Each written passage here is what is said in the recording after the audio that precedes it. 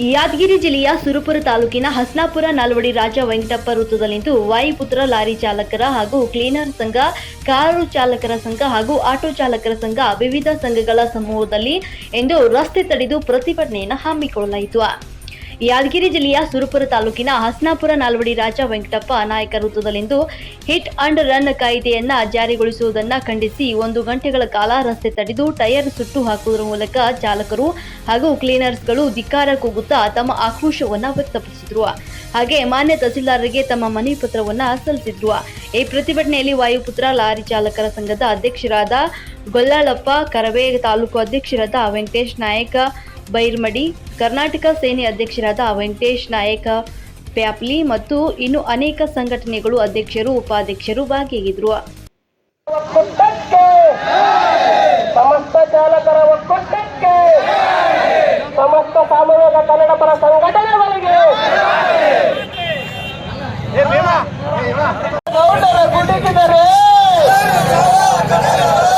ಯಾರನ್ನ ಗೌಡರ ಗುಡುಗಿದರೆ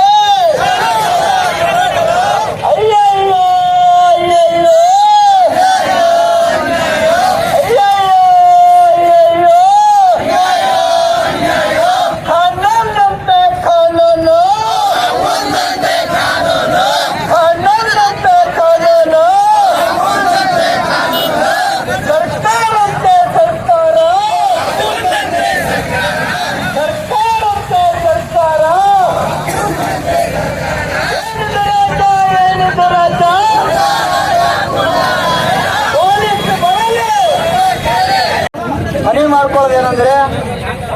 ಕೇಂದ್ರ ಗೃಹ ಸಚಿವರಾದ ಅಮಿತ್ ಶಾ ಅವರು ತೆಗೆದುಕೊಂಡಿರುವ ಚಾಲಕ ವಿರೋಧಿ ಕಾಯ್ದೆ ಏನದ, ಏನು ನ್ಯಾಯ ಸಂಹಿತೆ ಒಂದು ಕಾಯ್ದೆಯನ್ನು ಮಾಡುವ ಮೂಲಕ 106 ಸೆಕ್ಷನ್ ಅಲ್ಲಿ ಬರುವಂತ ಒಂದು ಚಾಲಕರ ಹಿಟ್ ಅಂಡ್ ರನ್ ಕೇಸ್ ಏನಿದೆ, 10 ವರ್ಷ ಜೈಲು ಶಿಕ್ಷೆ ಹಾಗೂ 7 ಲಕ್ಷ ರೂಪಾಯಿ ಜುಲ್ಮಾನೆ ಕಾಯ್ದೆ ಏನಿದೆ, ಇದನ್ನು ರದ್ದುಪಡಿಸಿ ಚಾಲಕರಿಗೆ ಅನುಕೂಲ ಮಾಡಿಕೊಡಬೇಕು. ಅದೇ ರೀತಿಯಾಗಿ ಚಾಲಕರಿಗಾಗಿ ಈಗೇನು ಕನ್ಸ್ಯೂಮರ್ ಪ್ರೊಟೆಕ್ಷನ್ ಆಕ್ಟ್ ಮತ್ತು ಲೇಬರ್ ಪ್ರೊಟೆಕ್ಷನ್ ಆಕ್ಟ್ ಯಾವ ತರ ಇದೆ, ಅದೇ ರೀತಿಯಾಗಿ ನಮ್ಮೆಲ್ಲ ಚಾಲಕರಿಗೋಸ್ಕರ ಚಾಲಕರ ಹಿತರಕ್ಷಣಾ ಕಾಯ್ದೆಯನ್ನು ಚಾಲಕರಿಗೆ ಅನುಕೂಲವಾಗುವಂತೆ ಹಾಗೂ ಚಾಲಕರಿಗೋಸ್ಕರ ಹೊಸದಾಗಿ ಚಾಲಕರ ಹಿತರಕ್ಷಣಾ ಕಾಯ್ದೆಯನ್ನು